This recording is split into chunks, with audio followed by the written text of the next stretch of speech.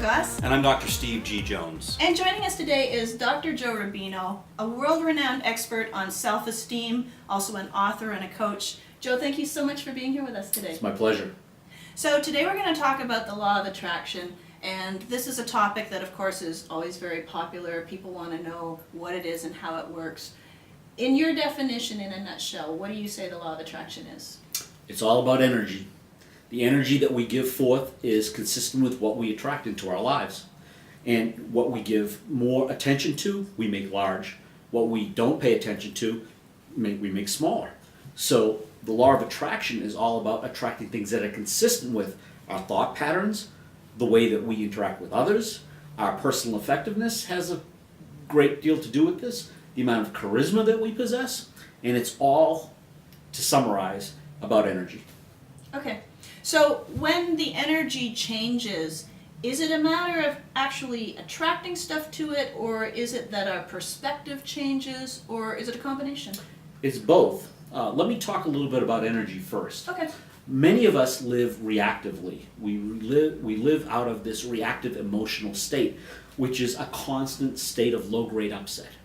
So what I mean by that is someone says or does something, and we either buy into what they said or did, or we make something up about what they said or did that cause us to become angry, or to become sad, or to become afraid. And that reactive emotional state kills our energy. Now we're giving off anger in reaction to what someone said or did, or we're becoming sad, or we're becoming afraid. And one of those predominant three emotional reactive states has our name on it. Like a heroin addict is addicted to heroin, we typically are addicted to one of those three emotional reactive states. So if we want to attract happiness into our life, for example, but we're addicted to anger, what will happen? We will scan for and find, first, a reason to be angry, because we get to be right, we get to dominate other people, we get to avoid being controlled, we get to be forceful, we get to have our way, because those are all the contrary benefits of being angry. But we want to be happy. So we wonder why we're not happy when we're always angry. For a good portion of the population, estimates range between 280 and 350 million people. These are people who are addicted to sadness. They're so addicted to sadness that their brain chemistry changes. And it changes physiologically, mentally. These are people who show signs of clinical depression. Why? Because they have learned to scan for and attract into their lives things, people, situations that make them sad. They get to be right about something. They get to feel sorry for themselves. They get to evoke the pity and the sympathy of other people. They get to be victims. You can't blame me, I was depressed. Nothing I could do about it. It wasn't my fault. I'm a victim. Third group, third reactive state is fear. People who are addicted to fear. Studies show 22% of women and 16% of men are addicted to fear. These are people that worry about everything. Doesn't matter what it is. They will find some reason to worry. Whether that's about the economy, or about a tsunami, or about a terrorist attack, or about losing their job, or their home, or whatever. They will worry all the time. So the reason that that's important is because most of the time these addictive, reactive states are totally invisible. We don't know that that's how we're wired. All we know is, yeah, we get mad, or we become depressed, or yeah, we are afraid, but we don't realize to the extent that we are attracting a life that is consistent with that reactive emotional state. So what happens is we actually attract people in our lives who make us angry, or sad, or afraid. We attract jobs, situations. The upset that we had this morning with our spouse, or yesterday with our coworker, or last week with a neighbor, it's all a function of how we hold ourselves, and how we hold other people, and how we hold the world, and how we can get our fix by being right about something. So when we can identify what runs us, we now can detach, we can pull the needle out of our arm, give up our right to be angry, give up our right to be afraid, give up our right to be sad. And now we will, on purpose, create a new interpretation that keeps us in relationship with people and allows us to attract the kind of energy that's consistent with our new energy. perhaps a loving energy, a forgiving energy, an empathetic energy, an energy that is more conducive to attracting the people and the events and the kinds of things that we want in our lives. And that is a big thing that most law of attraction experts miss. They miss how our energy is a big factor in attracting to us either what we want or what we expect. Now, Joe, I know you to be a very practical person, and I know you were a dentist for quite some time, so you're essentially a very scientific person. Now, when you talk about energy, I don't get the impression that you're talking about some kind of waves that are going out. I get the impression that you're talking about just how you are, and that psychologically attracts other people. Is that how you're thinking of it? Yeah, our energy is either conducive to attracting people to us or to repelling people. And it's a function of our emotional state. It's a function of our thought processes. So emotionally, if we're angry all the time, we're giving off a vibe that's consistent with attracting more anger into our lives. Okay, now when you say vibe, do you mean that someone's going to see that? Like if you're acting that way, that it's going to see that? They'll But see. you know, when you've sat down with someone who is angry at you, you can feel that. Like you can feel that You're energy. talking about some sort of invisible energy, is that correct? It's invisible, and the manifestations, facial expressions, body position, tightness, those are all physical manifestations of an internal condition, Okay. which is anger, that internal state. I think that's a good scientific explanation Yeah. of what we would call energy. Yeah, thank you. Yeah, so, it's not only consistent with what we attract, but we actually will attract the very things into our lives that are consistent with these states that allow us to be the victim, that allow us to avoid responsibility for our lives. Mm-hmm. Why? Not because we like being victims or we like, avoiding responsibility, but we pick the path of convenience rather than the path of commitment.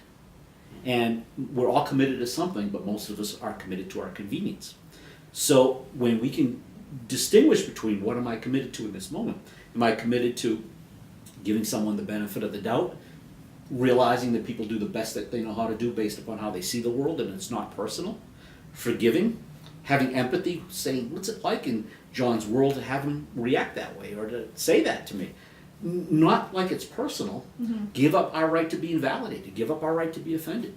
When we can do these things, we now become energy neutral in that moment. So we're not giving off negative energy that's going to attract more negative energy. What we're doing is we're saying, okay, the upset is over there and I'm going to leave it over there. And now we're going to say, how can I turn that around? And here's where we shift it to the positive. So we want the law of attraction to work.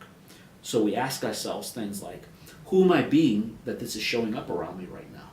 Who am I being that is causing John to react angrily toward me? So did I do something? I don't know. Let me try it on like a coat. When we try it on, we see, does it fit? If it fits, geez, I did something to John inadvertently or I messed up. What do I do? Apologize. What can I do to make it up to you? I made a mistake. Learn from the mistake. Clean up your mess. Move on. And if it's about John that the upset is all about, you try on the coat and it's about him. He's angry and I didn't do anything to create that anger. Then you allow John to be who he is. You create the space for him. And in that space, you act in a way where you can be personally effective, where you can be charismatic. Maybe you say a kind word to him, or ask him if you did something, or you take responsibility for not continuing that downward spiral of negative energy. And when you do that, you will attract a different result. So this whole law of attraction, what do you want to attract? In each area of attraction, health, wealth, rich relationships, fulfilling work, you have to ask yourself, who am I being, and what is my thought process that has me either manifest my intentions or manifest my deepest fears? And whatever we manifest is entirely consistent with our expectations and our energy and our actions. And so there are no mistakes. If you are living in poverty, if you are living in a state of broken relationships, if you hate your job, it's all consistent with what you're putting out into the world and what you're attracting back. Not like blame or fault, But here's a place to empower you to look at who am I being that this is showing up around me, and how can I be differently if I want to attract a different result. Yeah. And that's where the gold is. Okay. So let's just use me as a guinea pig for a second. So I've done a lot of investigating myself and seeing what my triggers are. And usually, if I'm going to get upset, it usually boils down to rejection, but not just any rejection, because, I mean, anything can be a rejection, but rejection that I perceive comes with some kind of disrespect. Mm-hmm. I can't figure out what I'm putting out to, and it doesn't happen all the time, obviously, but those are the only times when I'm going to get upset. It's like, I feel disrespected. Do you like to lie down on the couch? So How do you feel about that? So as an example, how do I go about finding what the core is to that? Let's go a little bit deeper and Okay. find out, how do we get rid of that? Well, let's operate out of some overriding principles. Okay. 99% of an upset is about the person who's upset. Only 1% about the person causing the upset, supposedly. So if your upset is about being rejected, I would ask you, Heather, when was the earliest time that you remember feeling rejected? Okay. Do you remember being rejected? Wow. I would probably go to when I was 4 years old, going to preschool, and I think I was crying because I was shy. Mhm. And my mom would put me in a chair in the corner, and she'd turn her back on me and talk to the teacher. And I remember, that's like my earliest memory, is watching them talk about me while I sat there crying. So that was a kind of rejection. Okay, so you made up something about yourself in that moment. Who were you that you were crying? Do you remember? What would the little 4-year-old think? Just a little girl. Were you a A bad little person girl. or anything like that? Were Was you I- unloved? Were you? No. Were you, not important?